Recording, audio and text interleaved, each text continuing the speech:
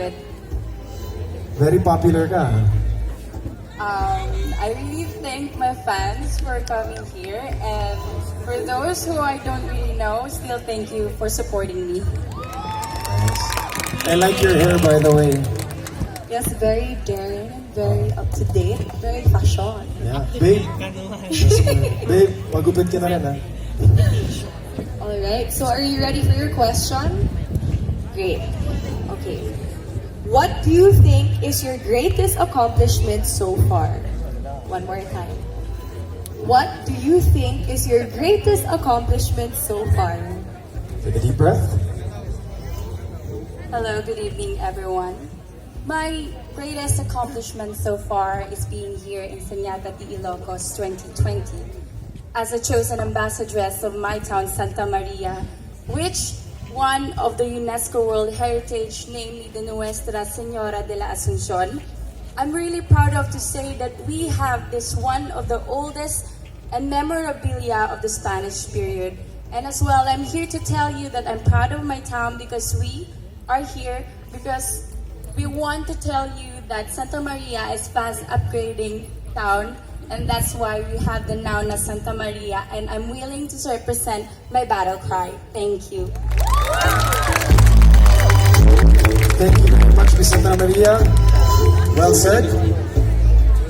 San Vicente.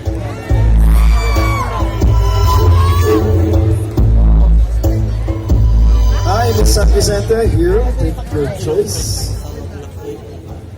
Thank you.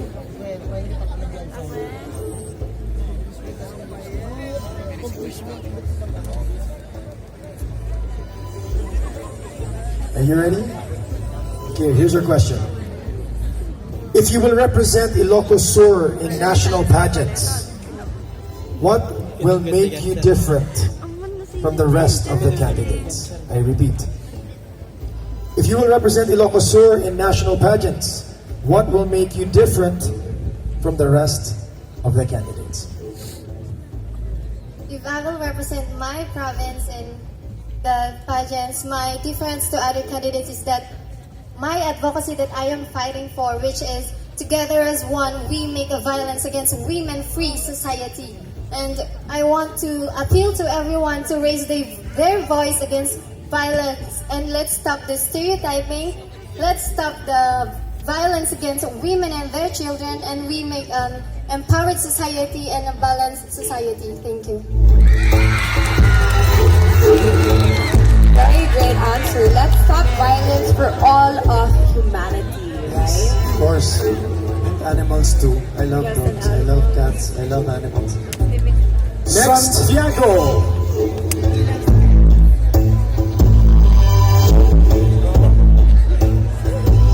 Hi, Miss Santiago. How are you? I'm doing good. Nervous? Um, That's normal. Okay. Take your pick. Thank you.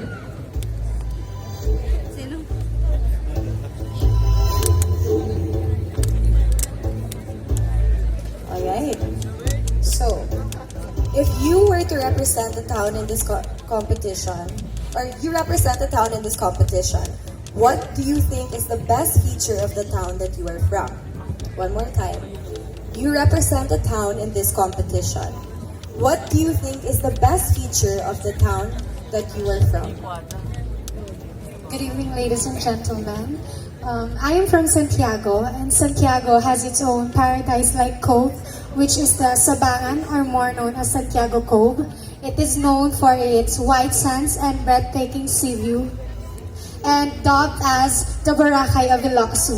And it is accompanied by the world-class hotel, which is the Vitalis Villas, that is Santorini in Greece inspired. And those two tourist spots can help me promote my town. And it is not just the beautiful places that we have, but I am proud to say that the Santiagueñans are very welcoming.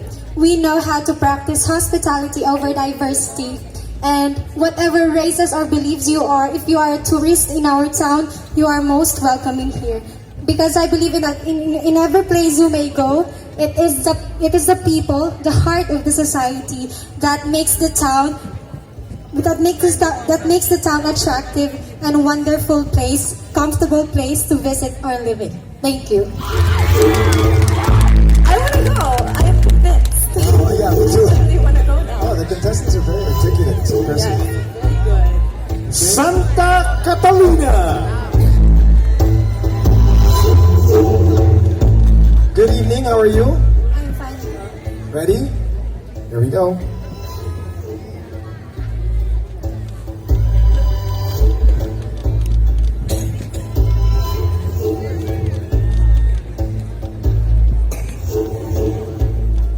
Your question is, what influence does this pageant have for the youth of Ilocos Sur? What influence does this pageant have for the youth of Ilocos Sur? Thank you. Good evening, everyone. This pageant has influenced Ilocos, the youth of the Ilocos, to become strong, to become themselves, to express their emotions, to become the people they want to be. This Kannawidan festival created a motivation for those who are troubled, for those who have anxiety attacks and depression, to stand out, be brave, and do whatever it takes to live life and be comfortable for what you are. Thank you. Very well said. Life is short. Enjoy it. Thank you very much. Matsinga.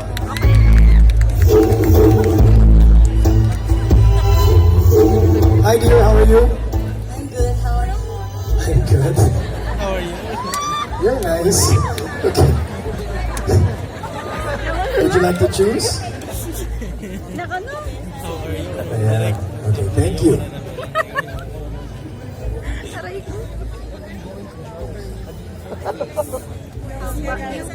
Are you nervous? You got this. Alright, so your question. If you were granted magical powers to change the landscape in Ilocos Sur, what would it be and why? One more time. If you were granted magical powers to change landscape in Ilocos Sur, what would it be and why? I will not change anything because I believe Ilocos Sur is already great as it is. With the good governance of our local government headed by Governor Ryan Singson and with the unity of the people, I believe that we are progressing to become better every day. Thank you. If I had a superpower, it would be to fly. So I could fly to Ilocos Sur whenever. I just have to say, Kat, the judges are gonna have a hard time. I No, really believe so. nahihirapan kayo, no? Look at their faces. Wow. Great answers. Quirino. Hello, Miss Quirino, how are you? I'm feeling great. That's good. I'm feeling great too. Would you like to check your choose your question? I'm feeling Thank you.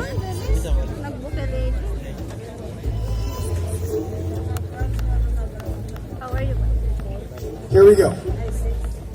If you were to change a part of Ilocos Sur's history, what would it be and why? I repeat, if you were to change a part of Ilocos Sur's history, what would it be and why? Hello, good evening, everyone.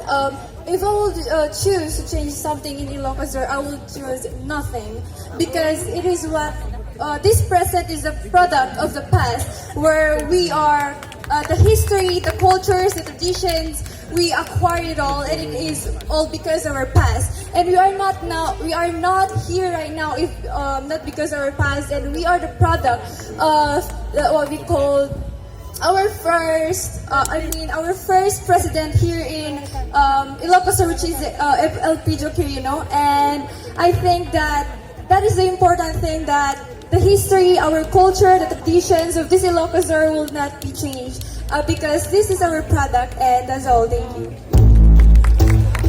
Thank you very much. The past makes the present. Exactly. Okay, up San next. Esteban.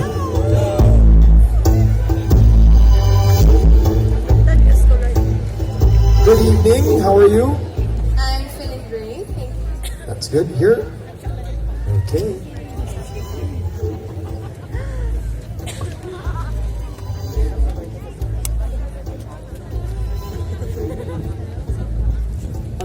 ready? Yes, I am. That's the spirit. So, what lessons did you learn in your Miss Saniata journey so far? What lessons did you learn in your Miss Saniata journey so far?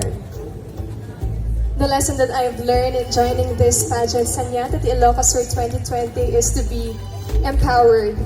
When you are self-empowered, you are able to think, act, and speak on your own free will. And you cannot empower anyone if you yourself is not empowered. And that, I think, is one of the best things that I've learned, that I can also encourage everyone to empower others, because through this, we can be self-productive, sensitive, and self-sufficient. That would be great traits for someone to be better in the future. That would be all. Thank you. Empowerment is progression. Very smart girls. Very smart girls from Ilocos. Santa Cruz. Miss Santa Cruz. Hello, Miss Santa Cruz. Would you like to choose your question?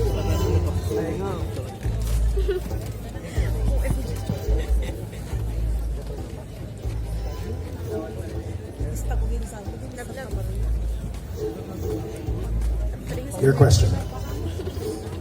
Should you consider beauty enhancements to look more beautiful?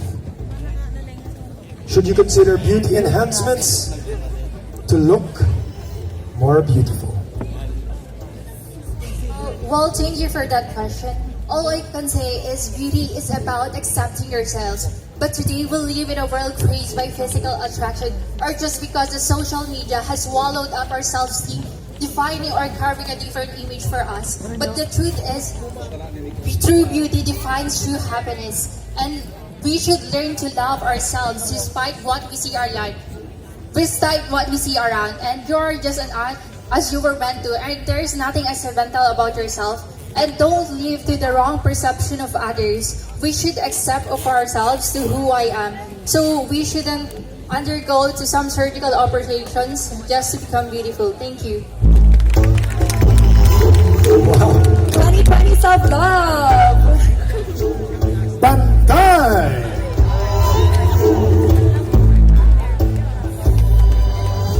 Hello, Miss Bantay. How are you? Hello, I feel so wonderful.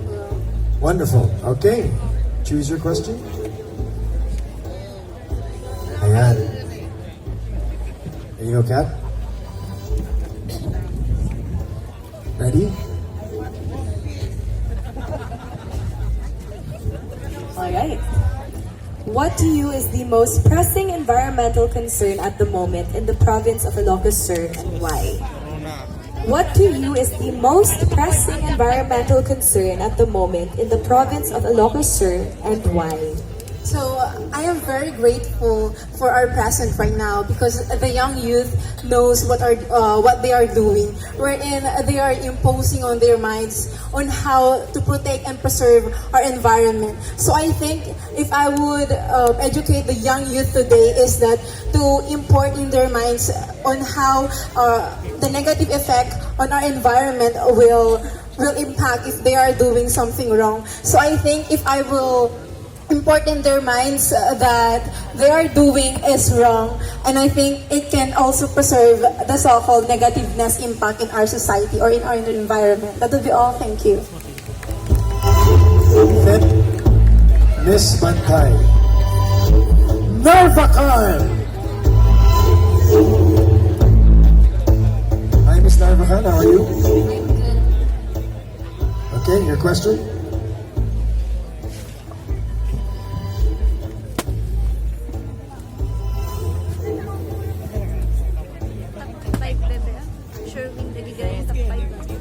Okay, here we go. In what ways does the search for Saniata help women of Ilocos Sur? In what ways does the search for Saniata help women of Ilocos Sur? SANIATA TI YLOCOS 2020 made me an empowered woman, because this platform is used to embrace our differences, our flaws, and this made us to be brave, to be determined in showing what we got, in showing what we have, our abilities, our skills, and this made us to be more confident and to accept our capabilities. That's all. Thank you. Thank you. Santa. Hello, Miss Santa. How are you? I'm good. How about you? I'm good. Hello. Okay. Here. Good luck.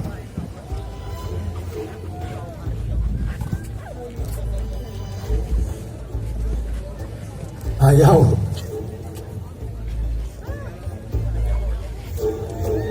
Alright. So your question is, what to you is the best thing that can be offered by your municipality to tourists, and why?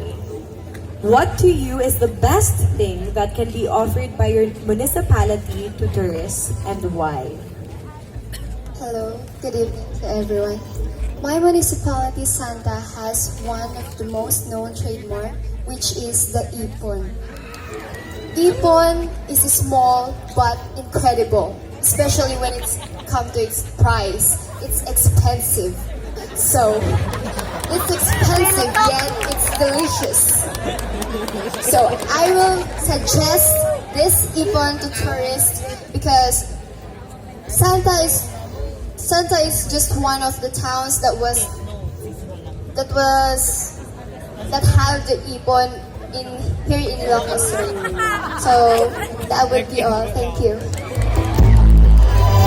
Thank you, Santa. Ipon. I'm curious.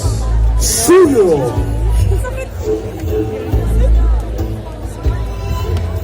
Hi, Miss Suyo. How are you? I feel blessed. There you go. Good luck.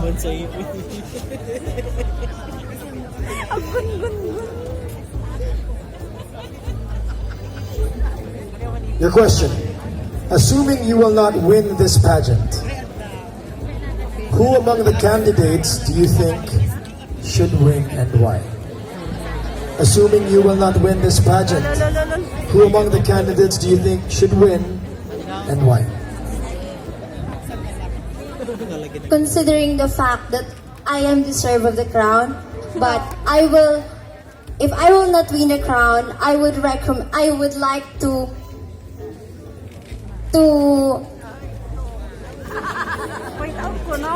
vote for Ate Donna Belerno from the municipality of Santa Maria, because she is a woman of beauty, of virtue, and a woman of empowerment. She is not just a woman with just a physical beauty, but a woman with a heart.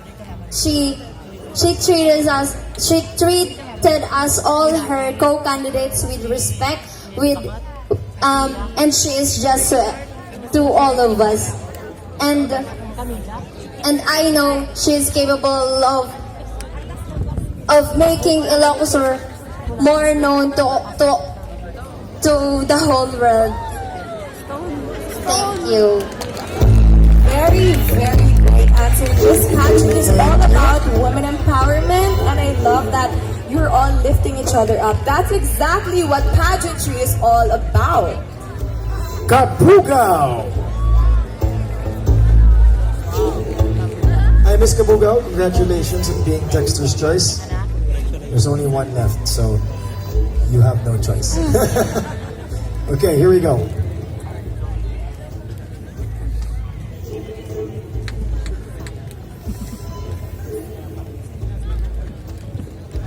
What is your biggest challenge when you joined this competition? What is your biggest challenge when you joined this competition? The biggest challenge I am facing now is my fear, because I know that Yes, but standing in front of you, facing you right now, to show my capability, and I know that this pageant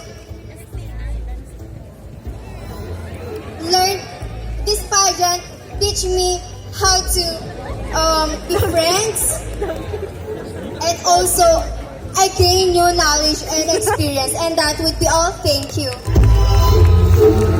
Thank you very much. I love this. She's facing her fear of being in front of us all right now. But there's so many people in the crowd tonight. Thank you all for coming out. Yes, I just want to wish our judges good luck.